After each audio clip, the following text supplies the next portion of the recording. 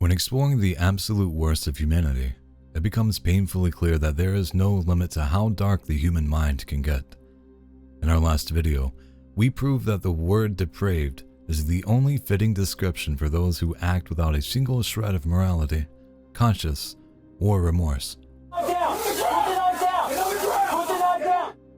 Unfortunately, the nightmare doesn't end there.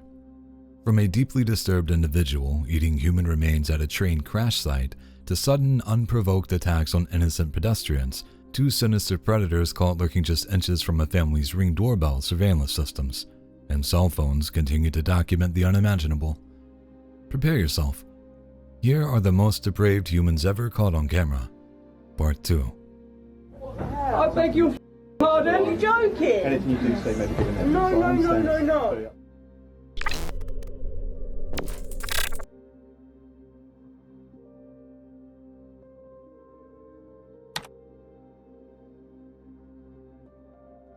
In February 2023, 30-year-old Dominique Lucas, a man with cognitive disabilities, was simply riding the transit bus to his job as a dishwasher when the unimaginable happened.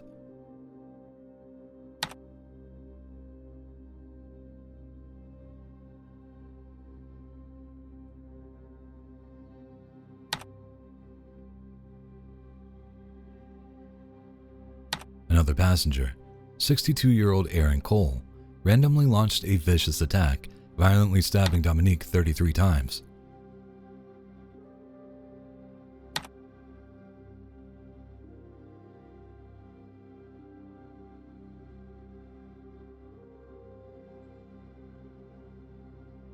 But what makes this surveillance footage truly stomach-churning is the reaction, or lack thereof, from the bus driver. For 4 agonizing minutes, as the brutal slaying unfolds in the front of the bus, Dominique can be heard desperately screaming, "Let me off, let me off." Instead of pulling over, opening the doors, or doing anything to help, the driver, Martin Scott, simply keeps cruising down the road. According to a wrongful death lawsuit, the driver had ample opportunity to pull over to the curb but blatantly ignored the young man's frantic cries for help. The driver later claimed he didn't stop because he didn't want the attacker to escape, but his callous decision to keep moving effectively trapped a vulnerable man inside a rolling death trap. The attacker, Cole, was charged with open murder, with prosecutors intending to seek the death penalty. Meanwhile, the victim's family recently settled their lawsuit against the transit agency and the driver. It's a chilling reminder that sometimes the sheer apathy of bystanders can be just as monstrous as the crime itself.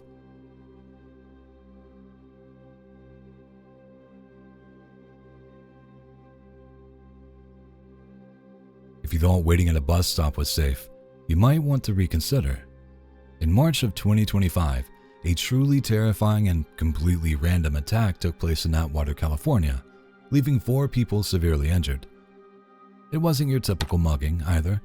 In this case, 38-year-old Isidro Chavez Gonzalez approached a group of people waiting for the bus in broad daylight and began violently slashing at them with a sickle.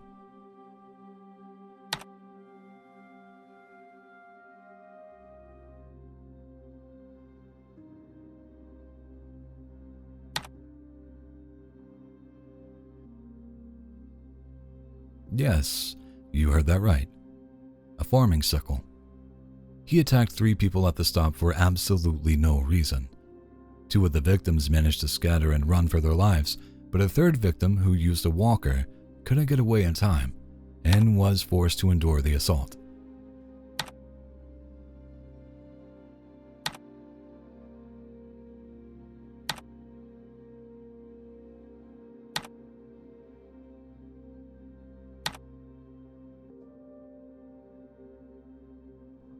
After leaving the bus stop, Gonzalez wasn't finished. He ran down the street to a nearby food manufacturing plant, where he slashed a 4th victim across the face. He then stole a vehicle to make a getaway.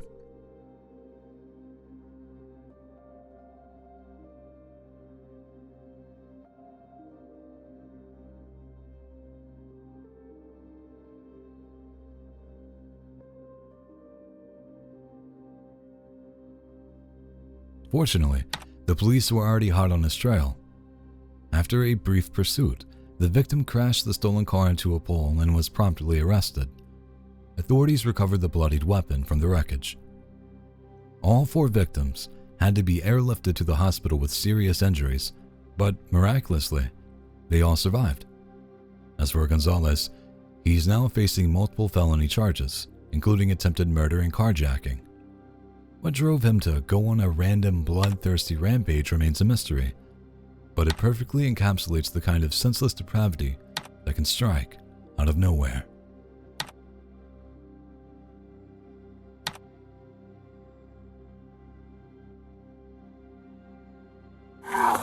Where's he at? Here, hey, give me your hands. Child molester. Give me your hands. Give me your hands. Oh, Jesus. He's got a...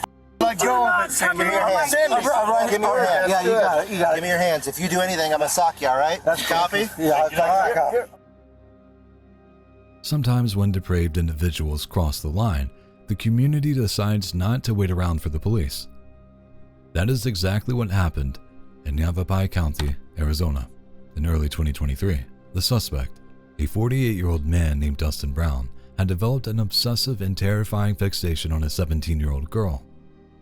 Over the course of a week, he had repeatedly harassed the teenager at her workplace, actively dodged an injunction against harassment, and even had left a threatening letter on her vehicle. What's worse, this wasn't his first offense. He had previously served prison time for stalking and had been arrested just 2 weeks prior for making inappropriate comments to a female employee at another local business. Bodycam footage captures the chaotic aftermath of what happened next. Do you have any weapons on you? No, sir. Okay. Put your hands up. They just assaulted me for the whole time. And I tried to explain it to them. And okay. Any weapons in your car? No. Okay, we're going to get medical coming out here. Okay, let's get you back to one of our cars. That's cool. Yeah. On the evening of February 2nd, the victim's family was returning home from dinner when they spotted Brown's car parked in the dark, staking out their house. When they flashed their high beams to investigate, Brown sped off. The top of our street, looking, staking out our house when we pulled up. I turned on the bright light bars on the truck and went up there, got identification for my daughter that is him, and then I chased him through the neighborhood. He came down here somewhere, I think, and turned off the lights. That's when we had called for you guys to come. And we just sat up there with the lights off, just kind of waiting, because we knew he couldn't get out. He'd have to go out that way. And then my brother-in-law and sister-in-law in the white Ford came up to help us. And then when they said they were going to come down here and see if they could see a white Prius down here, turned down the street here, and then his headlights were coming down the road this way. Okay. And that's when he just rammed them head on and sent them into the ditch. Okay. And So then it was chaos. The family refused to let the predator slip away again, and a neighborhood car chase ensued. After being cornered, Brown revved his engine and drove his vehicle directly at the victim's mother. Seeing this, another family member purposely rammed his truck head-on into Brown's car to stop him. A physical fight broke out, and the family violently pinned the battered stalker inside his car until deputies arrived. We have a gut feeling that he ran down here, not knowing it was a cul-de-sac. We see his taillight go out. I sit at the corner, waiting to see. I call my sister, because she lives in the neighborhood. I'm like, I need backup. Sheriff's not here yet. I got a perp in my neighborhood. I can't. And so she came and met me. My brother-in-law turned down the street. He had flipped a U and was coming to us, and you guys haven't been able to serve him since Monday. He's not, I'm like, he's out, he's here. I've called 911, no one's coming, and my brother-in-law was nice enough to stop his car. Okay. Did you throw any strikes? I might have hit him in the ribs. Ribs? Punches? Okay. Hits my kid. I know. Officers declined to charge the protective family. Brown, however, was convicted of felony stalking and, as a repeat offender, sentenced to 15 years behind bars.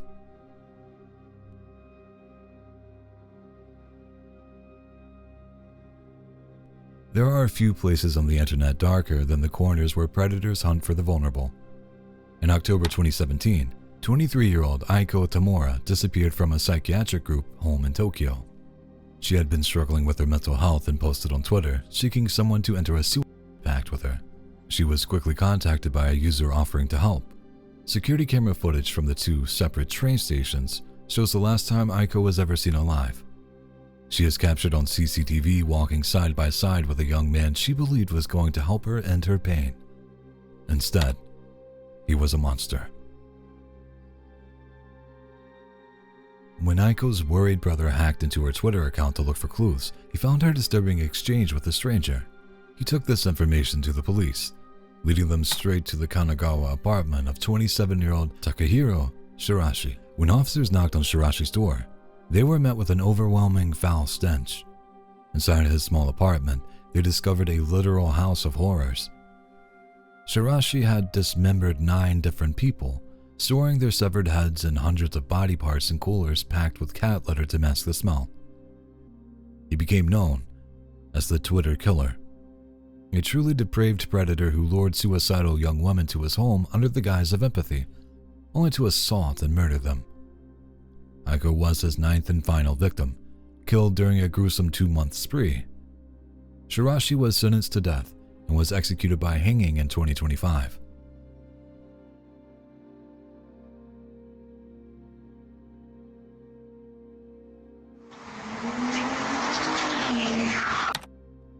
If you need absolute proof that pure evil exists, look no further than this horrifying ring camera footage from Houston, Texas. On May 3rd, 2024, a 64-year-old retiree named Steven Anderson was simply walking down his driveway to get the mail. Suddenly, you hear the screeching of tires. A stolen white sedan, driven by 20-year-old Karen Fisher, intentionally swerves and violently runs him down. As if that wasn't horrific enough, Fisher then reverses the vehicle and runs over the helpless man a second time. Neighbors who heard the crash quickly rushed out to help the critically injured Anderson, even bringing a pillow to rest his head. But the nightmare wasn't over. Fisher returns to the scene on foot, but she isn't there to help.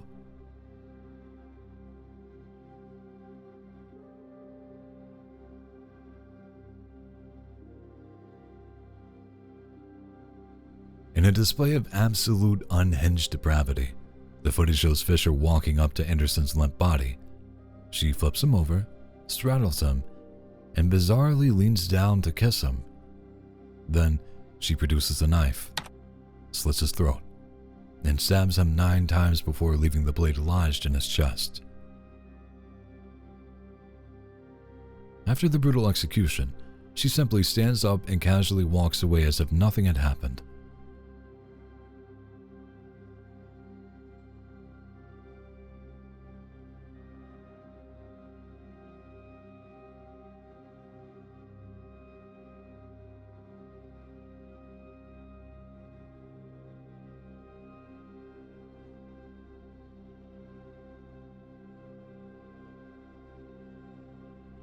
When police arrested her nearby with blood still smeared on her arm, Fisher calmly asked the officers, "What did I do wrong?" The most chilling part? Investigators confirmed that Fisher and Anderson were complete strangers. There was no motive and no prior argument, just a random, senseless act of pure malice. Fisher is currently sitting behind bars on a $2 million bond.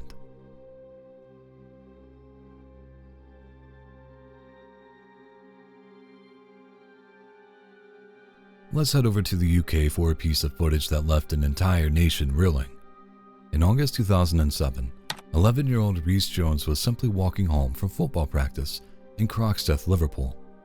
He was still wearing his football shirt and shin pads when he unknowingly walked into a war zone between 2 rival street gangs. The CCTV footage from outside the Fir Tree pub is grainy, but what it shows is absolutely harrowing. It captures a 16-year-old gang member named Sean Mercer dressed in black and riding a mountain bike.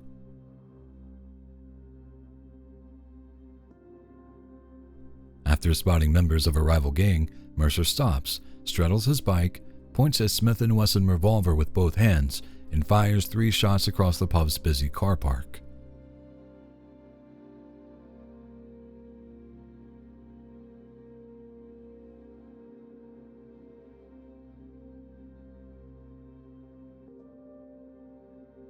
The first bullet blasts through the window of a parked car and strikes a metal container. In the footage, you can see young Reese pause and turn toward the sound of the gunfire. As he does, the second bullet strikes him directly in the neck. Mercer is then filmed frantically cycling away from the scene like a coward, leaving an 11-year-old boy to bleed out. Tragically, Reese died at the scene in his mother's arms.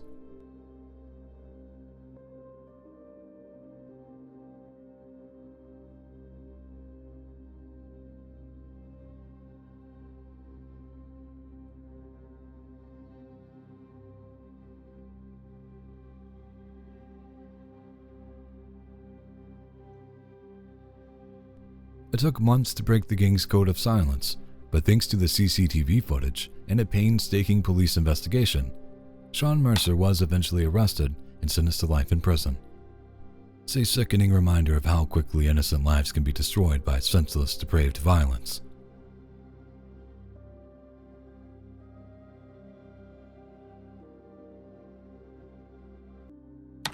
Let's head over to Sydney, Australia, for a case that is as heartbreaking as it is utterly senseless. In February 2026, an 85-year-old grandfather named Chris Bexarian was ripped from his bed in the early hours of the morning and violently forced into an SUV. But the most horrifying part of this entire ordeal, it was a complete case of mistaken identity. The depraved kidnappers were actually targeting a relative of a local businessman who lived on the exact same street, hoping to extort a massive $50 million ransom. Instead, they grabbed a gentle, elderly widower from his family, described as someone who would never hurt a fly.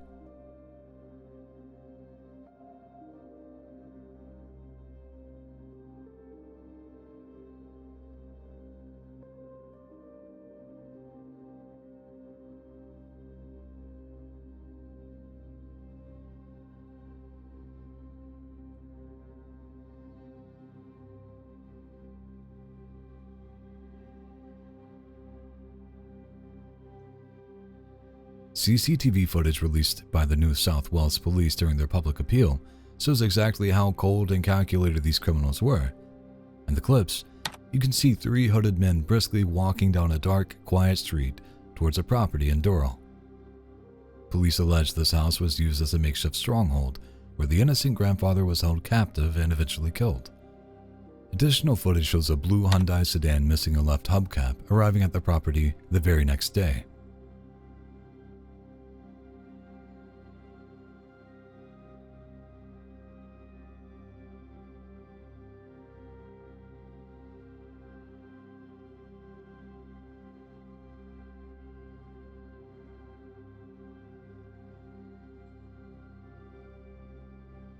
Tragically, Chris's body was found dumped near a golf club in Pitt Town 11 days after he was taken.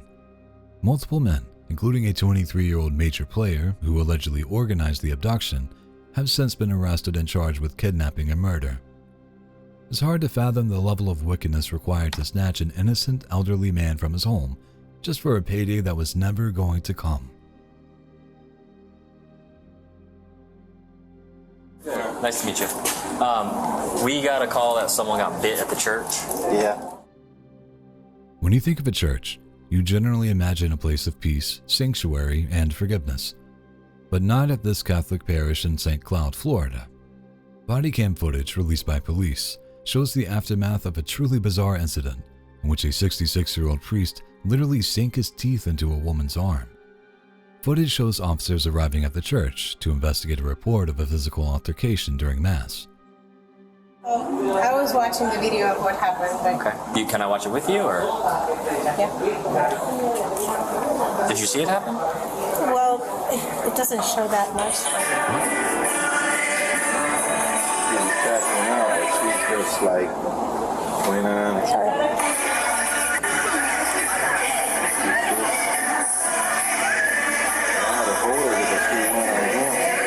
Yeah, looks like she's trying to take it something. Yes, she's trying to take it for us as the body of Christ, so that's sick.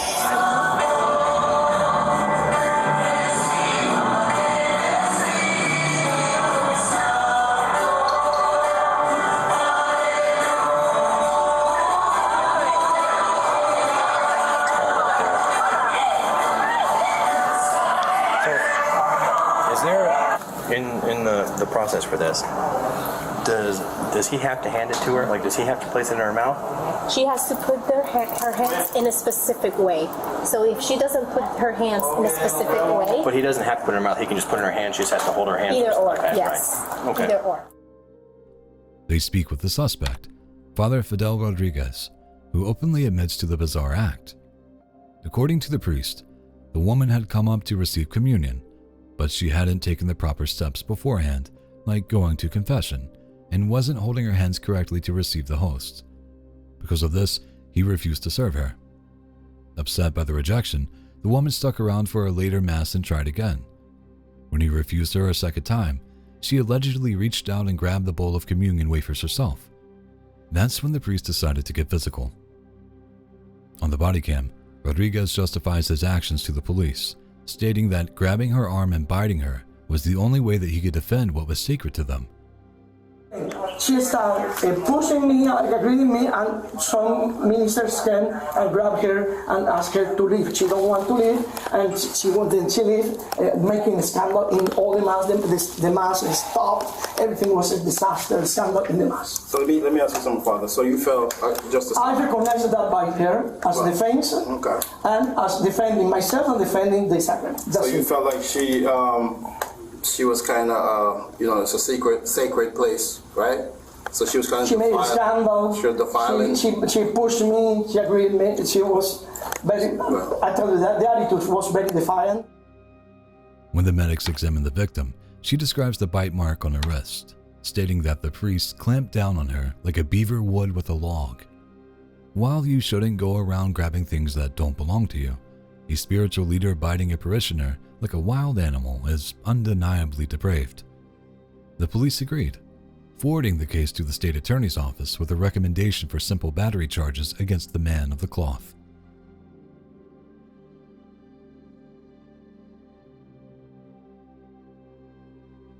These days, almost everyone has heard the horror stories about hidden cameras in vacation rentals, but finding one in real life is a completely different nightmare.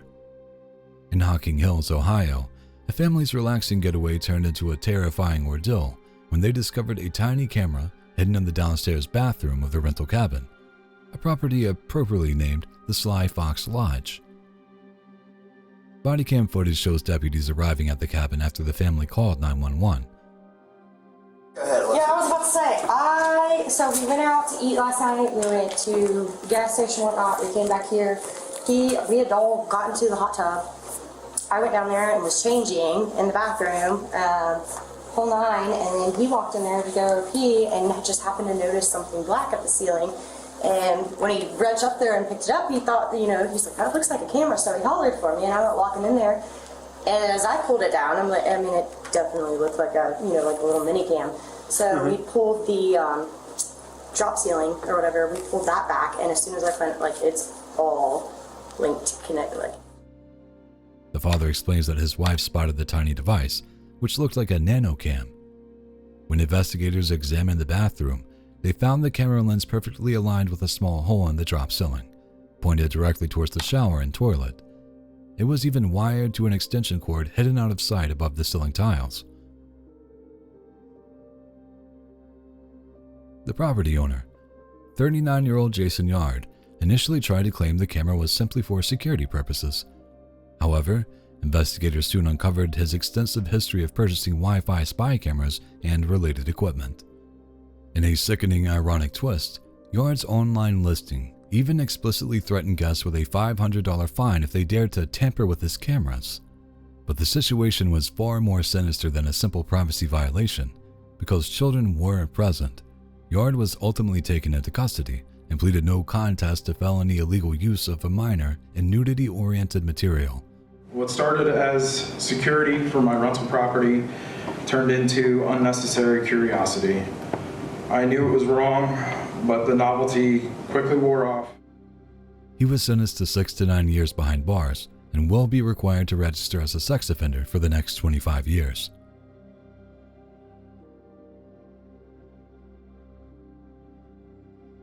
When you live in an apartment building, having a noisy upstairs neighbor is a pretty common annoyance. But for Zhu Ming Li, a former PhD chemistry student in Florida, a simple noise dispute was enough to bring out some true depravity. Lee had been complaining for months about the sound of footsteps coming from the apartment above him. Eventually, the family living there, which included an infant daughter, began suffering from unexplained chronic illnesses. They were experiencing severe headaches, dizziness, and vomiting. Suspecting an issue with the building, the father checked the water heater and even called the fire department, but nobody could find a gas leak or any obvious danger. Finally, trusting his gut, he set up a hidden camera in a potted plant outside his front door. The footage it captured is absolutely chilling.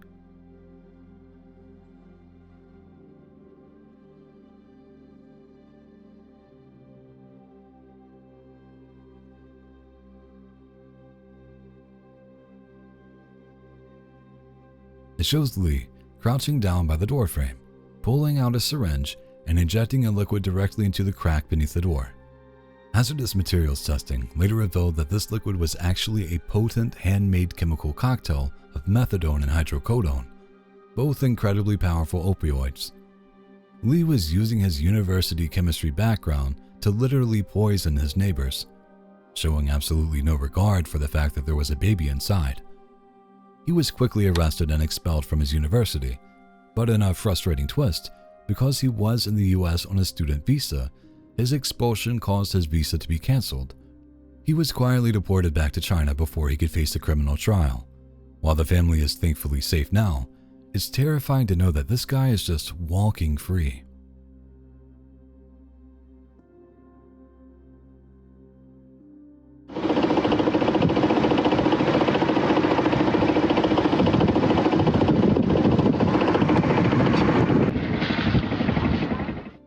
Sometimes a person's behavior after a crime is even more chilling than the act itself.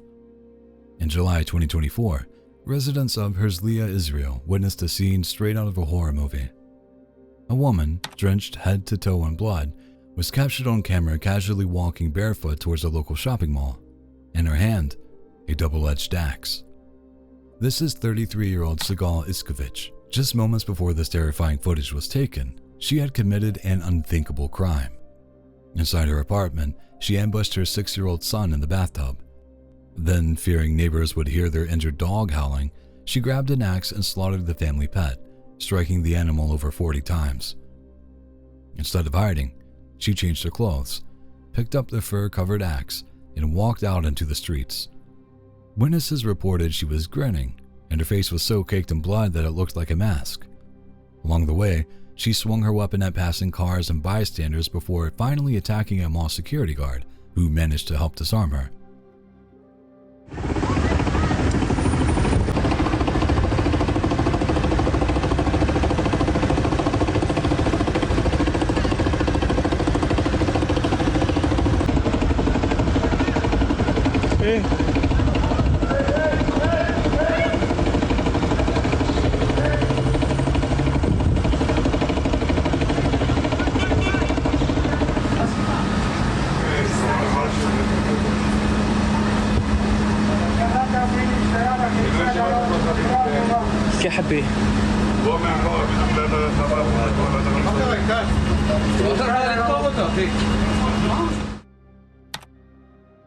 When questioned by authorities, Iskovich bizarrely claimed that her family had been abducted by aliens who were controlling her actions.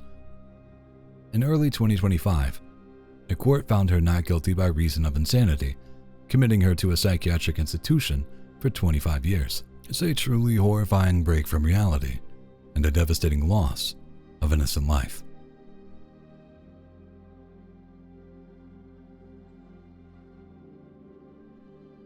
If you thought the previous cases were twisted, prepare yourself for something truly stomach-churning. In March of 2024, an Amtrak train tragically struck and killed a 48-year-old pedestrian at a station in Wasco, California. It was a horrific accident, but what happened in the aftermath pushed the incident straight into nightmare territory. Viral footage captured 27-year-old Rosendo Tellez casually strolling down the street near the station, carrying a severed human leg. He had literally walked into the active accident scene and stolen the detached limb of the deceased victim. But it gets even worse. Seeing a man just walking, passing the railroad tracks, passed the railroad tracks, he came back there like several times. And I don't know where we went to the back and we just seen the train stop, but we never realized what happened. Witnesses didn't just see him carrying it around. According to bystanders, including an Amtrak worker who spoke to the local news, Tellez was swinging the limb around, hitting it against a wall, and most disturbingly of all, gnawing on it. The video shows him inspecting the appendage, lifting it to his face, and seemingly sniffing and chewing on it as he nonchalantly walks away from the horrified onlookers. When police arrive, Tellez didn't exactly put up a fight. In fact, he reportedly waved at the cameras before being sworn by Kern County deputies. He was promptly arrested and slapped with a very specific charge: removing human remains from a location other than a cemetery, along with several outstanding warrants and possession of drug paraphernalia. While it's highly likely that narcotics played a massive role in his crazed behavior, it doesn't make his total disregard for the victim's remains any easier to watch.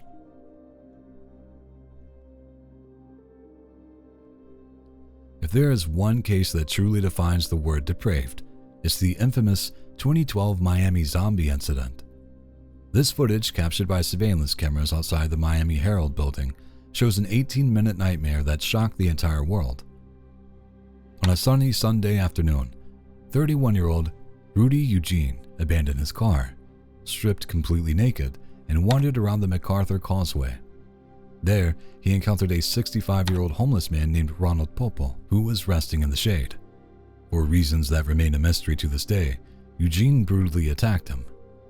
The distant security footage captures the horrifying moment Eugene pounces on the unsuspecting man. He violently beats Popo unconscious, removes his pants, and then proceeds to do the unthinkable. He begins eating the man's face. As cars and cyclists casually roll by on the busy highway, the horrific mutilation continues uninterrupted. When a Miami police officer finally arrives on scene, he repeatedly orders the attacker to step away. Instead of complying, Eugene reportedly picked his head up, growled at the officer with human flesh in his mouth, and went right back to his gruesome meal. Left with no other choice, the officer opened fire, fatally shooting Eugene to end the attack. Miraculously, Ronald Popo survived the savage ordeal, though he lost his left eye and roughly 80% of his face. While initial media reports speculated that synthetic drugs like bath salts caused the psychotic break, toxicology reports found only a small amount of marijuana in Eugene's system, leaving his true motive a terrifying mystery.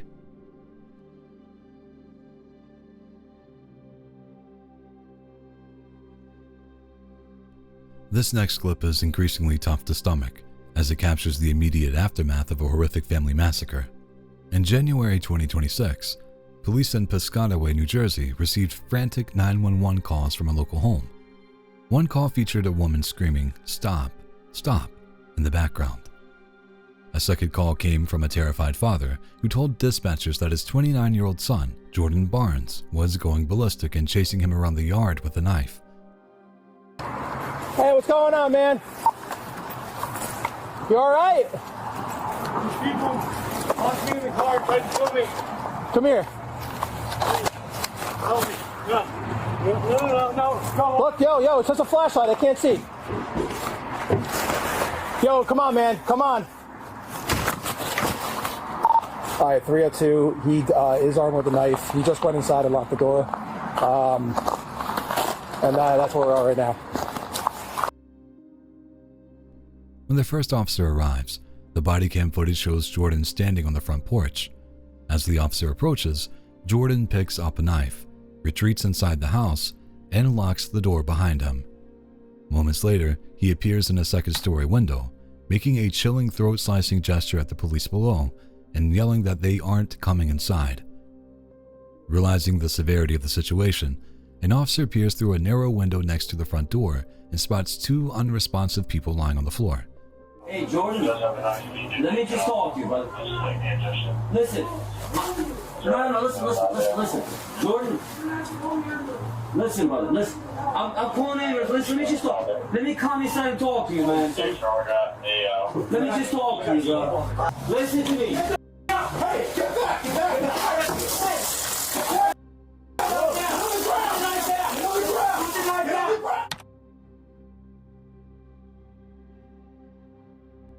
Using a key provided by the father, who had managed to escape, the officers breached the door. Inside, they are confronted by Jordan, who is still clutching a large kitchen knife. Despite repeated commands to drop the weapon and get on the ground, he refuses. The officers attempt to tase him, but it has absolutely no effect. As he advances towards them with the blade, one officer is forced to open fire, killing him. Tragically, they were too late to save the family inside. Officers discovered the body of Jordan's 6-year-old mother and his 84 and 86-year-old grandparents. All three had been brutally stabbed to death.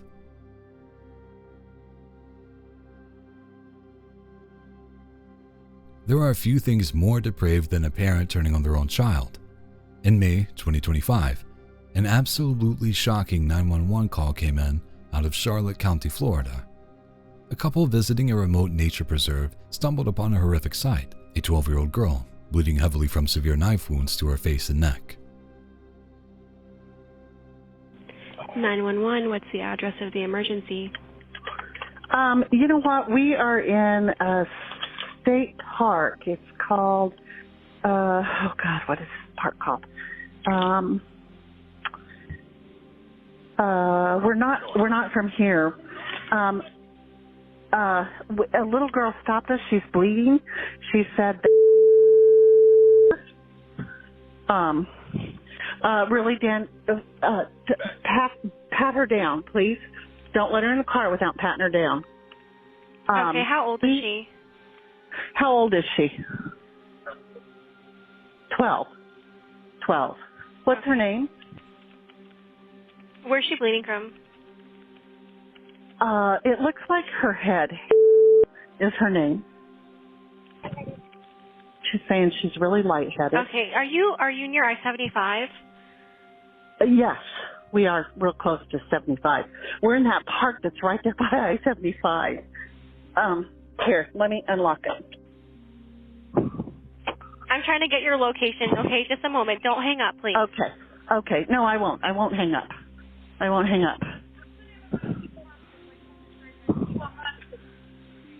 Okay. Yeah. Yes. Okay. Are you on a trail? We are in the park on the trail. Yeah, we can come out to the end of the park. Okay, what kind of vehicle are you in? We're in a Ford 350 F-350 truck. It's a golden tan. Okay. Okay.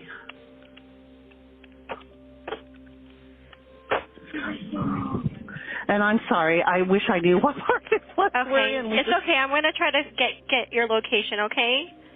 We just happened to see it and thought, oh, well, we'll check it out. Dan, can you tell her what... And what kind of wounds does she have right now? Where's her wound, Dan? What kind of wounds? On her neck. Do you know what they're neck. from? They're cuts. She said they're cuts. Wildlife. Babcock Webb Wildlife Area. Where's the mom? She said the mom left. Are you guys driving to the front of the park? We are. Okay. We are. And she's bleeding. Are you guys going towards Tucker's grade? Stay awake. Are you guys going towards Tucker's grade? Tucker's, yes. Truckers. Okay. It's called Truckers. What was the name of that road? Truckers, yeah. We are on Web. Are you with her right now? Yes, we put her in the back. How old is she again? She's 12. Okay, is she awake? She is awake, but she keeps closing her eyes. I'm trying to keep her awake. Is she breathing? Yes. Okay. It's okay. It's okay. Stay with us, okay? That's okay. You just hang on. Do you know what kind of wounds she has? Dan, can you explain them for yourself? Yeah, she had quite a bit of blood on the back of her head. I didn't see any open wounds, but she's bleeding quite a bit. Okay. Did she tell you where her mom went? She just said her mom got in the car and drove off. What color car? What color car, sweetheart? It's a gold van. Okay, what's the mom's name? What's your mom's name? Glendon? Gwendolyn? Gwendolyn Gerard. Okay. Does she know her home address? I can ask. Yeah, okay, a policeman just pulled up. Okay, do they see you? The sheriff, yes. Okay, I'm going to go ahead and disconnect. Okay, they'll take it from here. Okay. The audio from the 911 call is chilling. The bystanders can be heard telling the dispatcher that the girl was awake but kept closing her eyes. But the most horrifying detail, the young girl told the couple that her own mother, 35-year-old Gwendolyn Gerard, was the one who did this to her. According to the girl, her mother stabbed her multiple times and then tried to hide her under some brush. To get the attack to stop, the brave 12-year-old girl actually had to play dead.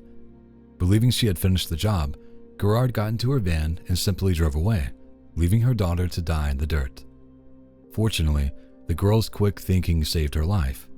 She was rushed to the hospital in stable condition and immediately identified her attacker to the authorities. Gerard was tracked down shortly after and confessed to the heinous crime, even leading detectives to the knife. She was slapped with a $750,000 bond for aggravated child abuse and battery.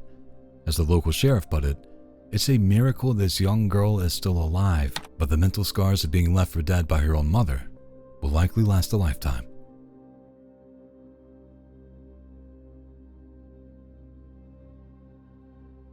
Speaking of terrifying random attacks, this next clip out of Seattle, Washington might be one of the hardest to stomach. In December of 2025, 75-year-old Jeanette Markin was simply waiting at a downtown intersection in broad daylight when her life was permanently altered.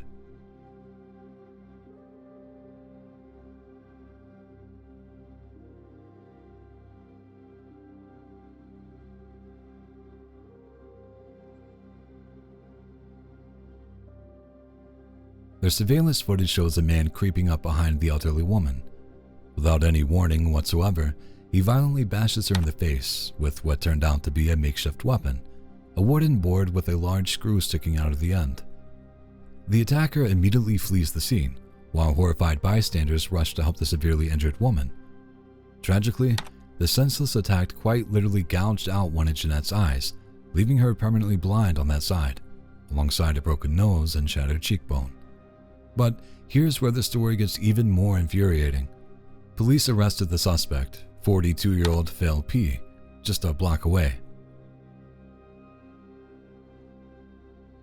Bodycam footage reveals that the arresting officers immediately recognized him, calling him a notorious repeat offender. In fact, P had already been arrested 8 times that year alone for various crimes and had a rap sheet full of violent assaults. It's the ultimate definition of a depraved individual. A man who targets a helpless elderly woman for absolutely no reason. He has since been charged with first-degree assault, and with his bail set at $1 million, hopefully, he'll never be allowed to walk the streets again.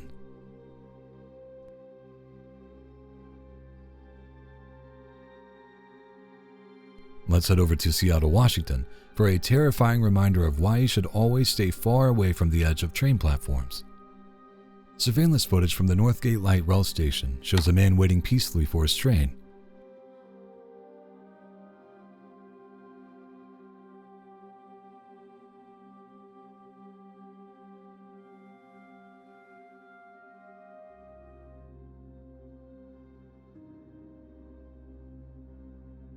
Out of nowhere, a complete stranger approaches him from behind and violently shoves him towards the tracks, just as a massive train is pulling into the station.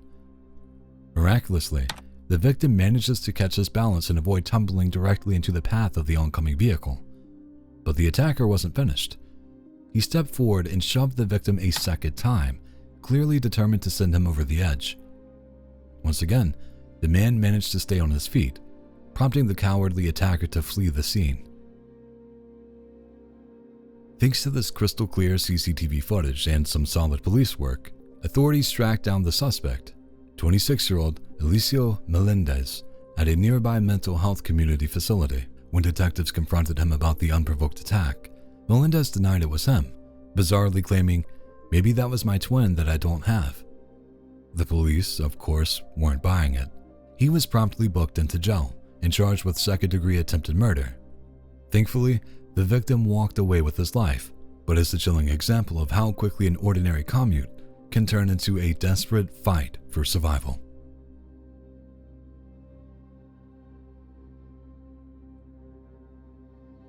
Next up, we have a case that truly highlights the cold, callous nature of a remorseless killer.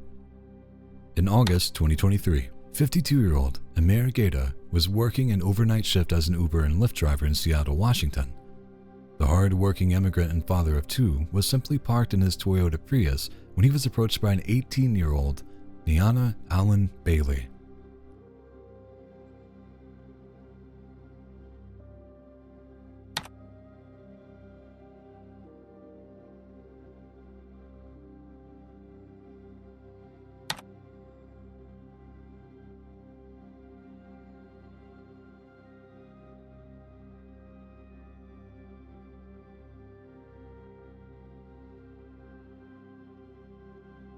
Surveillance footage from the area captured the horrifying encounter. After Allen Bailey approached the driver's side door, Gaeta stepped out of the vehicle.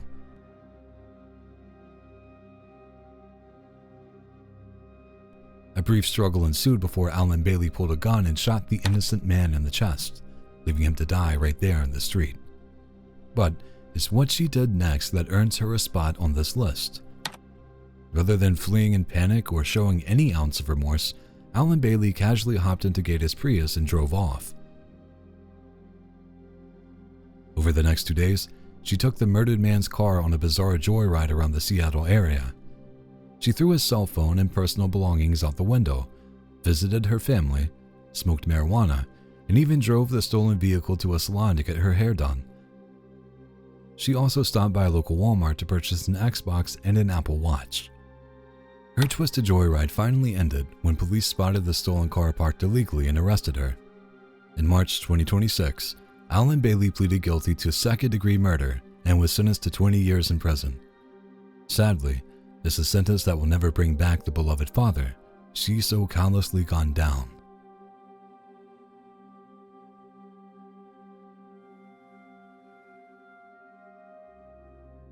Sometimes the most chilling images aren't the ones showing the crime itself, but the innocent moments captured just seconds before tragedy strikes.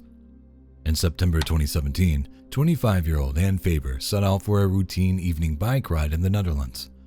During her ride, a heavy rainstorm rolled in. At 6:50 p.m., Ann stopped to snap a quick selfie to send to her boyfriend. She's completely drenched, flashing a peace sign and playfully smiling through the bad weather. It's a completely normal, lighthearted text.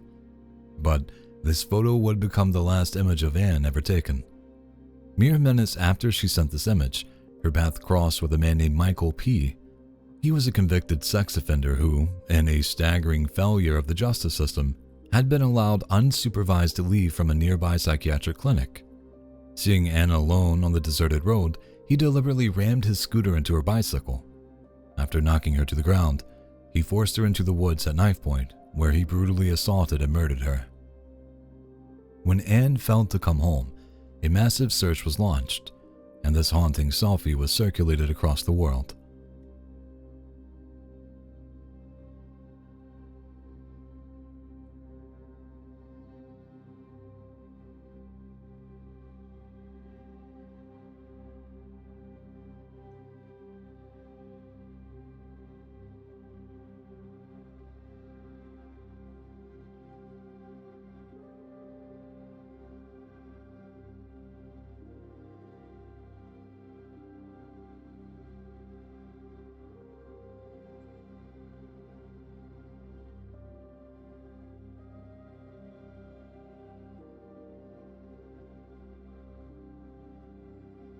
Thanks to DNA found on her discarded jacket, police eventually tracked the killer down.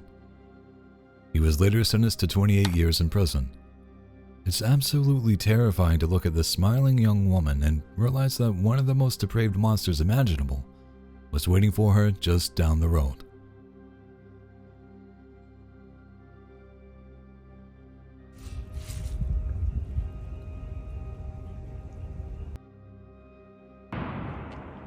Like that second shot a little better, don't you? Yeah. When you think of the phrase depraved, a quadruple amputee professional cornhole player might not be the first thing that comes to mind. But this bizarre and tragic case out of Maryland will quickly change your perspective. 27-year-old Dayton Weber, who lost his arms and legs to a severe infection as a baby, had built an inspiring life as a competitive athlete. But in March 2026, things took a deeply disturbing turn. According to police, Weber was driving his Tesla SUV with his friend, Bredrick Wells, in the front passenger seat and 2 witnesses in the back. A heated argument broke out, which ended with Weber producing a gun and fatally shooting his friend. As if that wasn't shocking enough, Weber reportedly pulled over and asked the backseat passengers to help him dispose of the body. They immediately refused, fled the vehicle, and flagged down the police. Weber drove off, dumping the victim's body in a random yard before fleeing to a hospital in Virginia, where he was eventually arrested.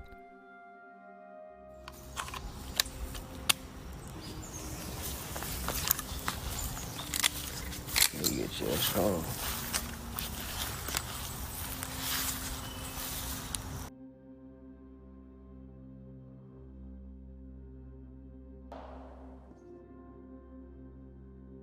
Naturally, this horrific crime left everyone asking the same question. How does a quadruple amputee manage to fire a weapon, let alone drive a getaway car? Shortly after his arrest, resurfaced footage from Weber's own YouTube channel provided the answer. The unsettling clips show Weber effortlessly climbing a hunting stand with a rifle strapped to his back, while another shows him skillfully emptying the magazine of a 9mm handgun at a target. Weber's defense attorneys have claimed the shooting was self-defense, but now facing first-degree murder charges, his days of inspiring the public appear to be over.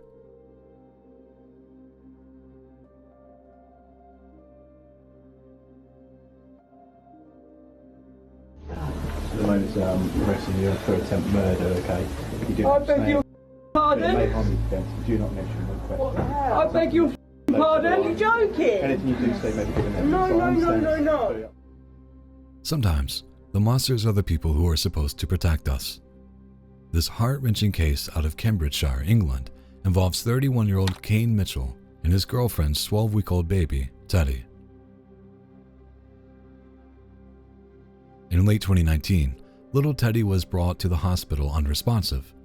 Doctors quickly discovered a horrifying catalog of injuries, including 17 broken ribs, fractures to his skull and collarbone, and severe brain damage.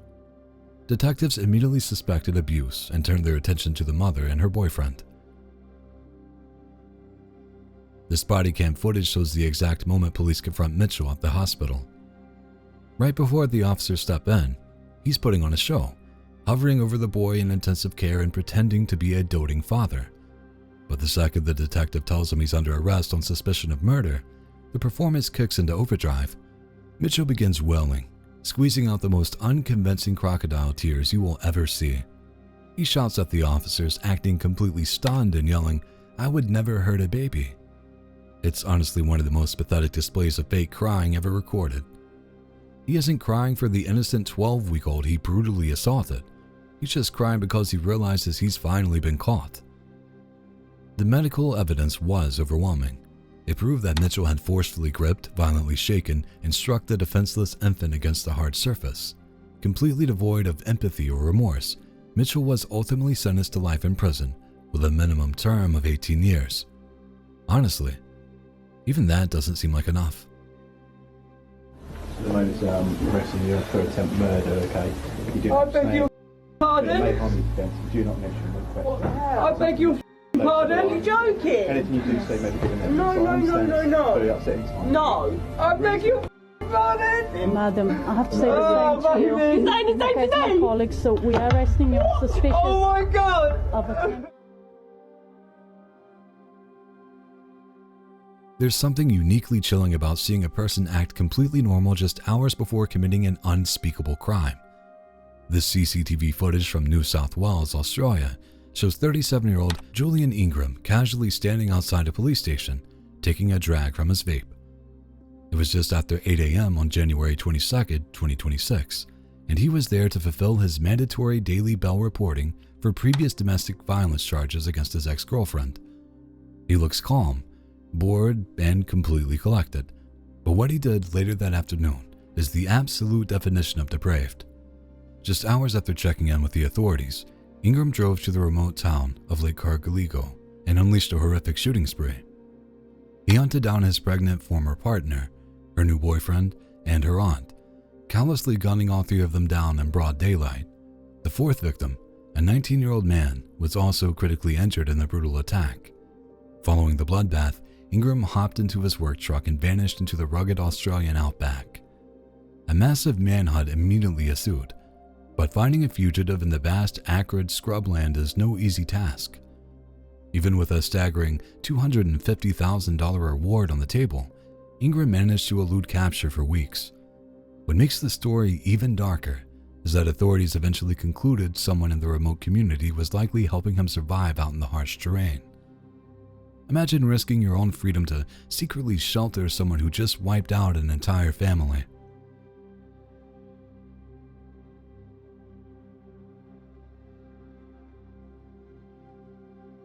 Let's head back to the UK, where it seems even a trip in a prison van isn't enough to keep some criminals off the streets. In March 2025, a 33-year-old man named Jamie Cooper made a daring and highly calculated escape from a secure transport vehicle on the M55 motorway in Lincolnshire.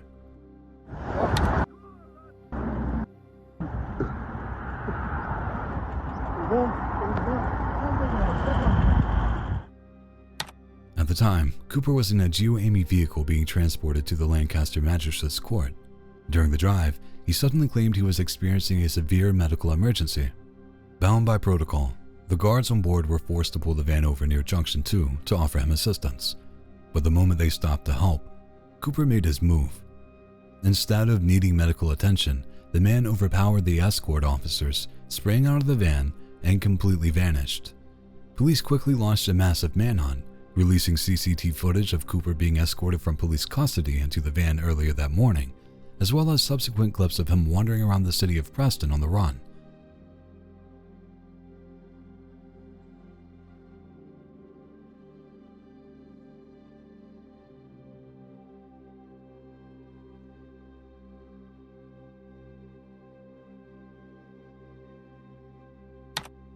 Authorities immediately warned the public not to approach him under any circumstances. The transport company, meanwhile, was forced to launch a full investigation into exactly how an inmate managed to pull a fast one on the guards and simply walk away on a busy motorway. It's a terrifying reminder that some people will do absolutely anything to escape the consequences of their actions.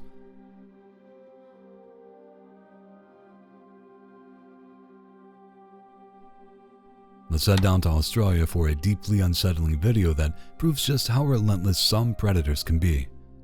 This security footage was released by police in Sydney as they hunted down a dangerous stalker prowling around the suburb of Belmore.